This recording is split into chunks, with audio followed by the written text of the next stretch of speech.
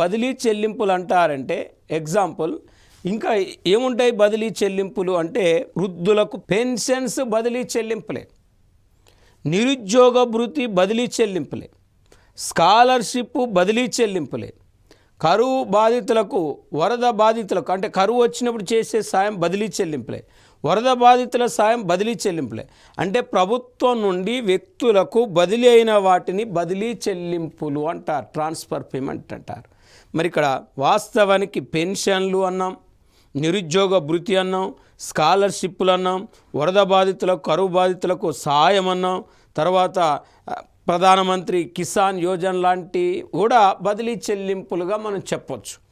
వీటిని కూడితే personal income అనేది వస్తుంది. మరి పర్సనల్ ఇన్కమ్ రావాలంటే ఇది formula national income minus corporate tax minus ఇక్కడ జీడి అంటే undistributed profit minus social security funds plus TP, ఇవి కూడితే మనకు ఏమొస్తుంది అంటే పర్సనల్ ఇన్కమ్ వస్తుంది.